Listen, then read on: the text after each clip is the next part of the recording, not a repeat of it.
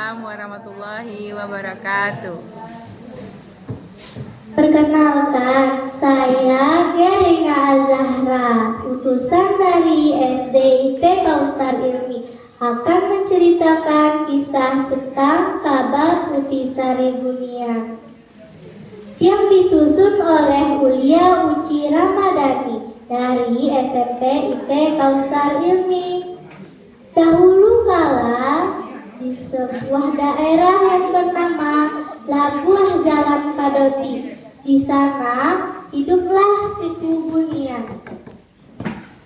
Di hutan yang rimbun, sebuah sungai jernih dan panjang mengaliri deretan bukit-bukit tinggi.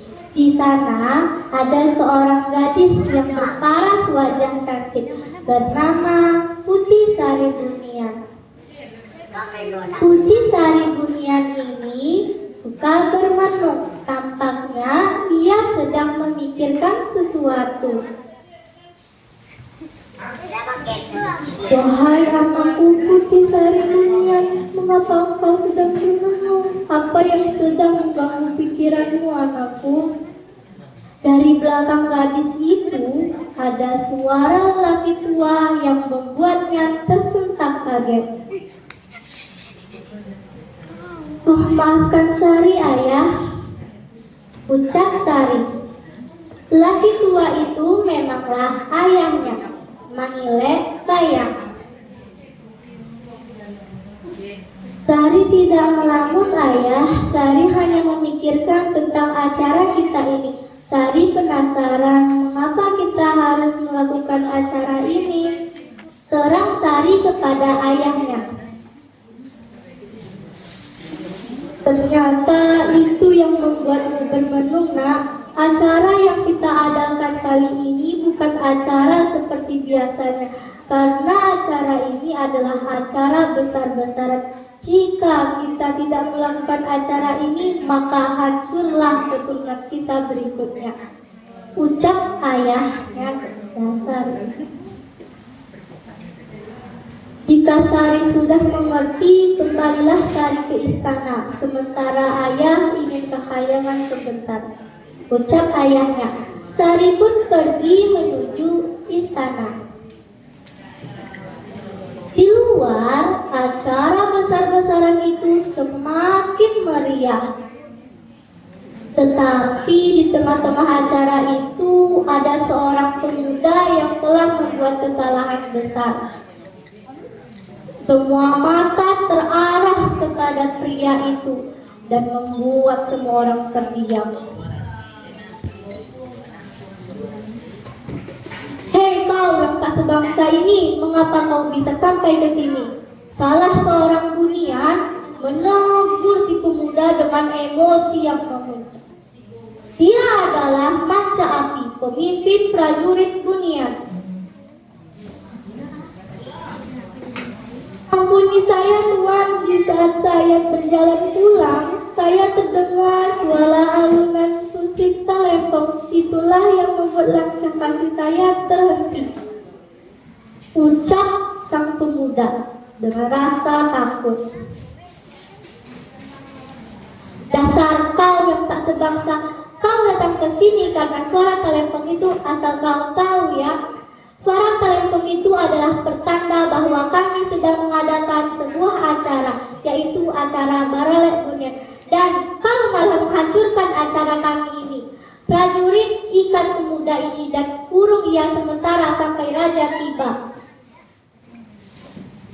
perintah Manca Api kepada sang pemuda.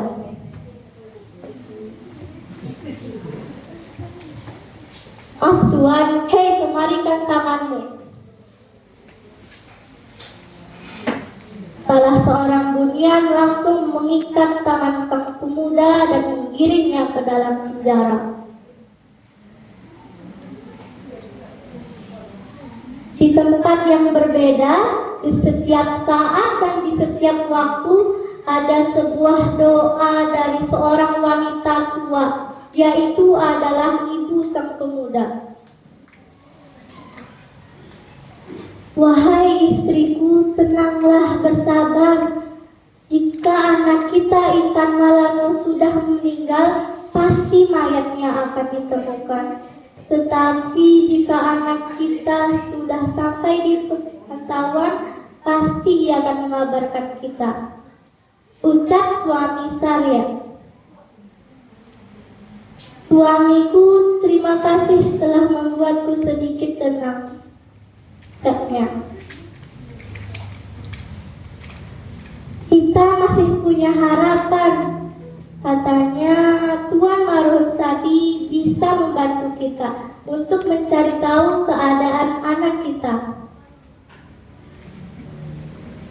Mereka pun berjalan menuju rumah Tuan Maruhsati yang berada di ranah Sikalang Dudua.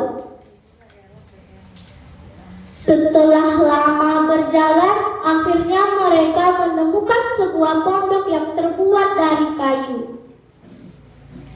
Di sana ada seorang lelaki tua yang tengah duduk di jenjang pondok itu.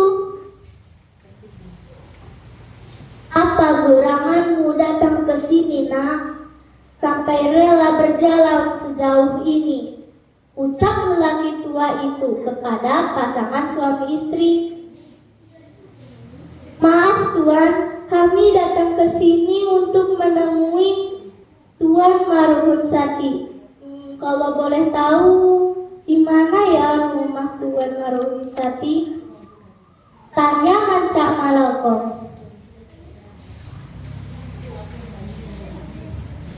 Dua hari yang lalu, ada seorang lelaki yang memberikan saya sebuah pesan. Pesannya itu, jika datang seseorang yang bernama Mancak Maloko dan Sarya Ulan, beritahu mereka bahwa anaknya telah ditawan oleh Raja Bunian. Apakah kalian yang dimaksud? Tanya Maruhsati. Lagi Tuan. Jika benar kalian yang dimaksud, maka kalian tak salah orang, karena saya adalah orang yang kalian cari, Tuan Maruhsati. Mari berbincang di dalam, ucap Maruhsati kepada pasangan itu.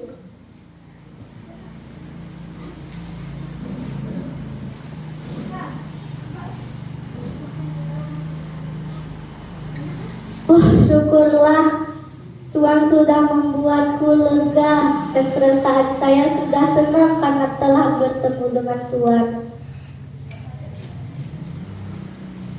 Kata Sarya Ulan kepada Tuan Maruhsati.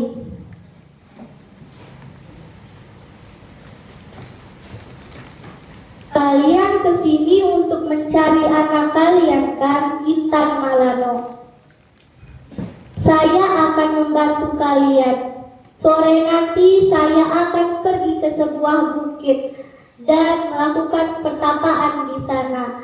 Lalu memanggil Jihin Panglima Karo untuk membantu saya. Sebaiknya kalian menginaplah sampai saya kembali, ucap Tuan Maruhsati kepada mereka. Sore itu juga Tuan Maruhsati pergi ke puncak bukit. Tuan Maruhsati langsung duduk dan melakukan pertapaan. Ia mengeluarkan kemenyan, dan di saat kemenyan itu dibuka, segumpalan asap ada di sekelilingnya. Tuan Maruhsati pun membacakan sebuah mantra pemanggil jin. Dan tiba-tiba dari segumpalan asap itu terdengar suara. Ha ha ha, saya yang kau panggil sudah datang Tuan. Ha ha, apa yang membuatmu memanggilku Tuan? Apakah ada tugas yang akan kau berikan kepadaku kali ini? Tanya suara itu. Akhirnya kau datang juga, Jihin Panglima Karo. Tugasmu kali ini adalah membantu pasangan suami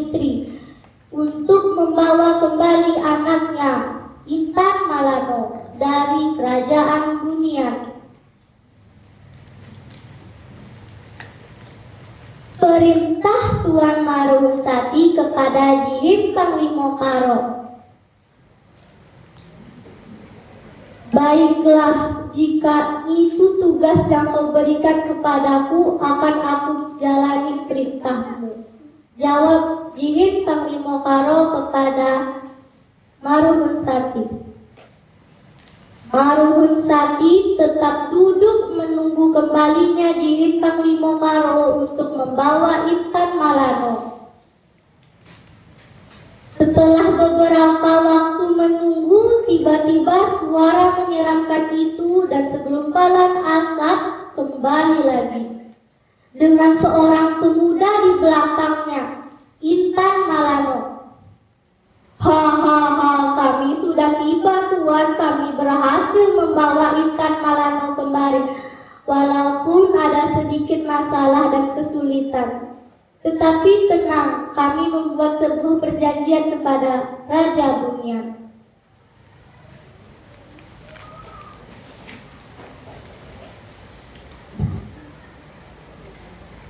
Ternyata kau berhasil membawa Intan Malano. Tetapi tunggu, apa perjanjian yang kau buat? Tanya Tuan Marungsati kepada Jihin Panglima Karo. Kami telah membuat sebuah perjanjian, yaitu Intan Malano hanya boleh kembali hari ini untuk menemui kaumnya. Dan hari ini juga dia harus kembali ke kerajaan Bunian, karena dia akan dinikahkan dengan Putih Sari Bunian, anak jadi Raja Bunian. Jika kami tidak membawanya kembali ke kerajaan Bunian, maka kaum jin yang akan mendapatkan masalahnya, ucap Jihin Panglima Karo kepada Marungsati. Jika itu yang perjanjian yang kau buat, maka aku takkan kuingkari juga. Dan kau Intan Malano, aku akan menjadikanmu sebangsa dengan orang Bunian itu, ucap Tuan Marungsati kepada Intan Malano. Intan Malano pun tidak bisa protes karena ia sudah membuat perjanjian itu kepada orang Bunian.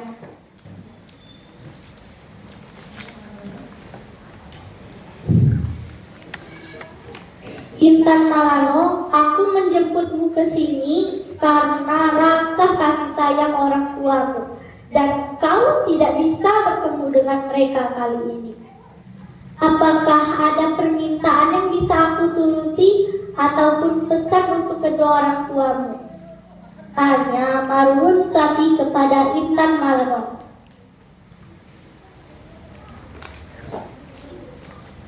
Tak apa. Kau tak salah Tuan Marungsati. Aku memang harus kembali untuk menemui Raja Bunian, dan aku juga harus menikahi Putih Sari Bunian karena itu permintaannya. Dan ini adalah Aguang Lang Bunian yang bernama Aguang Intan Malano. Teruntuk Aguang ini tolong digantungkan di tiang utama rumah mereka. Dan untuk biji padi ini bernama biji padi Rang Bunian.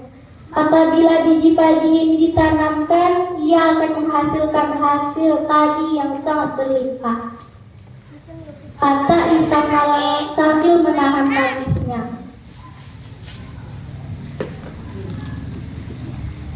Jika ini yang kau berikan kepada kedua orang tuamu, akan aku terima. Ini sebagai bukti pada pertemuan kita, ucap Marungsati. Saat Marungsati ingin pergi ke pondok, Intan Malano dan Jihin Panglima Karo sudah duluan menghilang. Saat sudah sampai di pondok, Tuan Marungsati menemui kedua orang tua Intan Malano. Marungsati telah memberikan benda yang diberikan oleh Intan Malano kepada kedua orang tuanya. Terima kasih, Marhum Sakti, atas benda yang kau berikan ini. Walaupun kau tak bisa membawakan kami Intan Malango, tetapi benda ini sudah cukup. Benda ini mengingatkan kami kepada Intan Malango.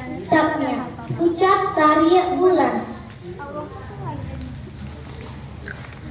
Saria Bulan dan Manca Malako pun pamit, izin pulang ke kampung mereka.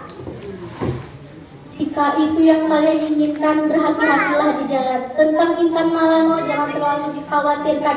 Dia tidak lagi di penjara, dia sudah berada di kerajaan emas. Karena nanti malam dia akan dinikahkan oleh Putri Sari Bunian. Ucap Marhum Sati. Akhirnya Saria Bulan dan Manca Malako pun pulang ke rumah. Di tengah-tengah perjalanan, Manca Malako dan Saria Bulan dihadang oleh segerombolan penjahat. Akhirnya terjadilah sebuah pertengkaran di antara Manca Malako dan sebuah penjahat. Karena rasa ketakutan Saria Bulan, ia langsung memukul Agung itu sebanyak 3 kali. Saat dipukul, tanpa mereka sadari dan tanpa mereka lihat, anak kesayangan mereka, Intan Malango, datang untuk membantu mereka. Segerombolan penjahat tadi seperti sedang bersilat sendiri, lalu berlari seperti melihat setan. Wahai istriku, apa yang telah kau lakukan? Segerombolan penjahat tadi seperti melihat setan, tanya Manca Malako kepada istrinya. Aku pun tidak tahu, aku hanya memukul Agung ini sebanyak 3 kali, katanya. Karena situasi sudah aman, mereka pun berjalan menuju tempat tujuan mereka. Konon kabarnya tentang biji padi Rangbunian ini, dahulu kala ada petani di desa yang dekat dengan tempat kejadian. Mereka mengalami kegagalan panen. Tahun berlalu mereka menanam kembali padi itu dan menghasilkan padi yang sangat melimpah. Kata penduduk di sana, itu pasti ulah suku Bunian, katanya. Maksudnya, waktu gagal panen ini, suku Bunian memakainya untuk acara Baralek Bunian. Dan saat setahun setelah memakai biji padi-padi itu, suku Bunian mengganti biji padi itu dengan hasil yang lebih melimpah. Oke, sekian dari saya. Terlebih dan terkurangnya saya mohon maaf. Wabillahi taufiq wal hidayah. Wassalamualaikum warahmatullahi wabarakatuh.